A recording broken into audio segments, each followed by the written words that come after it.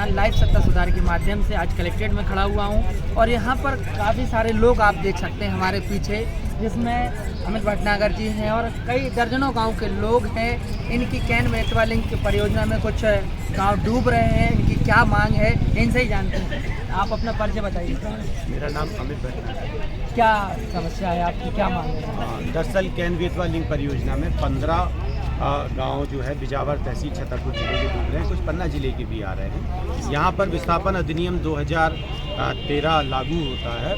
इन ग्रामीणों की देखिए कितना हास्यप्रद है कि आज़ादी के 75 साल बाद ये ग्रामीण ये मांग कर रहे हैं कि संविधान का पालन किया जाए, कानून का पालन किया जाए। प्रशासन कानून का पालन नहीं कर रहा। पिछले 17 महीने में 18 से ज़्यादा बार ये ज्ञापन दे चुके हैं। एक ही मांग है इनकी, कानून का पालन करिए, हमको जानकारी दीजिए, ग्राम सभा लगाइए, आम सभा लगाइए, कानून की बात करिए। ये कानून की मांग कर रहे हैं। प्रशासन कानून से बच रहा है क्योंकि वो कमाई करना चाहता है, भ्रष्टाचार है। कलेक्टर महोदय को कई ज्ञापन दे चुके हैं। ये उस परियोजना के मॉनिटरिंग कमेटी के अध्यक्ष हैं कलेक्टर साहब, है ना। उस परियोजना में जमकर भ्रष्टाचार, धांधली, कानून का बिल्कुल नहीं। आदिवासी गरीब लोगों के इनके संवैधानिक अधिकारों का हत्या हो रही है, इनका शोषण हो रहा है, भ्रष्टाचार हो रहा है, लूट हो रही है। कोई जानकारी नहीं। लोगों के भोलेपन का, उनकी अशिक्षा का, उनके आदिवासी होने का लाभ प्रशासन आज़ाद भारत में जो अंग्रेजों ने नहीं किया, गुलाम में आज़ाद भारत में आज़ादी के बाद हमारे अपने अधिकारी कर्मचारी वो ऐसा घिनौना कृत्य कर रहे हैं। आपने भ्रष्टाचार बोला तो भ्रष्टाचार कर कौन रहा है? प्रशासनिक अधिकारी कौन? एसडीएम है और उनके पूरे अधिकारी हैं। इसमें भू अर्जन अधिकारी, जो भू अर्जन अधिकारी है, भू अर्जन अधिकारी इसमें एसडीएम है। और इसमें जो प्रशासक है वो बता ही नहीं गया है। कलेक्टर को कई बार 1.5 दर्जन से ज़्यादा बार ज्ञापन दे चुके हैं, सारी चीज़ें दे चुके हैं, लेकिन कोई सुनवाई किसी की। लेकिन मुख्यमंत्री तो कह रहे हैं कि हम भ्रष्टाचारियों को जमीन में गाड़ देंगे, उनको मिट्टी में मिला दे देंगे। तो क्या कहीं उनको संरक्षण प्राप्त है, क्या राजनीतिक संरक्षण प्राप्त है? मुख्यमंत्री का काम, उनको तो अपन घोषणा भी कहते हैं, झूठी घोषणाएं करना उनका काम है और वो झूठी घोषणा करने में माहिर हैं। इसलिए सरकार ने, इसलिए जनता ने उनको सत्ता से, कुर्सी से भी उतार दिया था।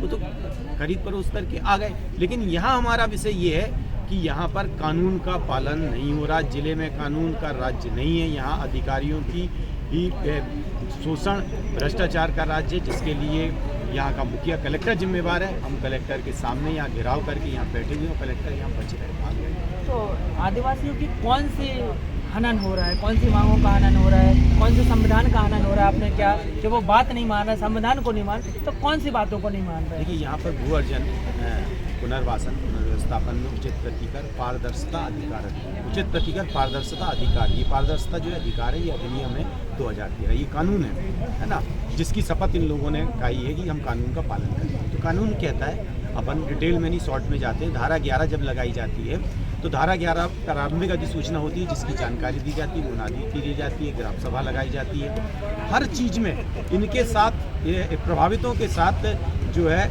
आपको बैठना है, रायशुमारी करना, इनकी राय से, इनके परामर्श से आपको काम करना है। लेकिन इनकी राय और परामर्श की बात छोड़िए, आप इनको जानकारी तक नहीं दी जा रही है। जब जानकारी मांगते हैं तो इनको धमकी दी जाती है, तुमको जेल में भेज देंगे, तुम्हारी ज़मीन नहीं नापेंगे, तुम्हारे साथ इनकी पर्चियां काट दी जाती हैं। ये इनके साथ जो व्यवहार हो रहा है, ये बहुत गलत हो रहा है। जब आप आवेदन देने आए थे, अपनी बात समस्या सुनाने आए थे, तो आपने पहले से सूचना ही नहीं दी थी क्या? सबको विभाग को, कलेक्टर को दी थी, एसडीओ को दी थी, एसपी को दी थी और पहले भी दी थी कि अगर आपने हमारी मांगें नहीं मानी तो हम तीव्र आंदोलन के लिए विवश होंगे। ग्राम सभा नहीं हो रही है, ग्राम सभा हमारा संवैधानिक अधिकार है। ग्राम सभा आप फर्जी कर ले रहे हो, खुद ही अधिकारी अपनी ग्राम सभा कर, अरे ग्राम सभा गांव की ग्राम सभा है, गांव के लोगों को बुलाइए। आप अधिकारी फर्जी अंगूठे लगा रहे हैं, ग्राम सभा कर रहे हैं। तो हमने दिया था, हमने बोला था कि अगर आपने अब हमारी मांगे नहीं मानी, अब पानी सर से ऊपर आ गया, हम तीव्र आंदोलन करेंगे, अनिश्चितकालीन धरना करने को विवश होंगे, जिसकी जिम्मेवारी शासन प्रशासन क्योंकि अगर यहाँ एक भी आदमी बीमार होता है, चाहे बहुत दूर से आए हैं, धूप में यहाँ बैठे हैं, सुबह से भूखे प्यासे आए हैं, यहाँ पानी की भी व्यवस्था नहीं है, छाँव की व्यवस्था नहीं है, अगर कोई भी बीमार होता है, कुछ भी घटना होती है, उसकी जिम्मेवारी प्रशासन की। कुछ लोगों का ऐसा कहना है कि आप लोग अनावश्यक दबाव डाल रहे हैं, कुछ लोग पैसे की मांग कर रहे हैं। दबाव ये कहाँ तक सही है? देखिए, हम जो है दबाव तो डाल रहे हैं, हम इस बात का दबाव डाल रहे हैं कि हमारा देश में एक कानून है, एक संविधान है, इस संविधान का पालन कीजिए। इस बात के लिए हम लोग अपने खुद भूखे प्यासे बैठ के इतने बार आके विज्ञापन दे रहा है, ये दबाव डालने का प्रयास कर रहे हैं। मुझे नहीं लगता कि हमारा दबाव, हमारा विनय मान लीजिए, दबाव मान लीजिए, अभी तो हम बैठ गए, अभी तो हम तीव्र आंदोलन के लिए व्यवस्था, अभी तक तो हम सिर्फ ज्ञापन दे के जाते रहे, हम तो अभी बेवकूफ़ बनते रहे, कोई दबाव किस बात का। तो अभी आपको कितनी देर हो गया यहाँ पर और कितनी देर और बैठेंगे? कलेक्टर महोदय यहाँ पर नहीं है जैसा कि बताया गया है हमें, तो आप कितनी देर तक बैठेंगे यहाँ पर? देखिए, या तो मांगे मान ली जाएंगी या फिर जान जाएंगी, दो रास्ते, तीसरा कलेक्टर मांगे नहीं मानता है। कलेक्टर आज जो आप आदेश देंगे या आवेदन देंगे वो आगे पहुंचाएंगे। कलेक्टर जो है यहाँ जिले में कानून का पालन हो, इसकी जिम्मेवारी कलेक्टर की है। यदि फर्जी ग्राम सभा हो रही है तो कलेक्टर क्या कर रहा है, इसकी जिम्मेदारी रोज हम उनको जानकारी दे रहे हैं कलेक्टर साहब को। तो संबंधित अधिकारियों को सस्पेंड करना ये कलेक्टर का काम है ना। वो उसके परियोजना के अधिकारी हैं, उसके मॉनिटरिंग कमेटी के अध्यक्ष हैं ये, है ना। धारा 46 के तहत, भू पुनर्वासन कानून धारा 46 के तहत जो वहाँ के पदेन कलेक्टर होंगे, वो उसकी जो मॉनिटरिंग कमेटी है, जिसे अपन व्यवस्थापन पुनर्वासन समिति कहते हैं, उस समिति के कलेक्टर अध्यक्ष हैं। अध्यक्ष का क्या काम है, क्या मॉनिटरिंग कर रहे हैं आपको नहीं कानून का पालन करा पा रहे हैं, आप मॉनिटरिंग नहीं करा पा रहे हैं, ये आपकी विफलता है।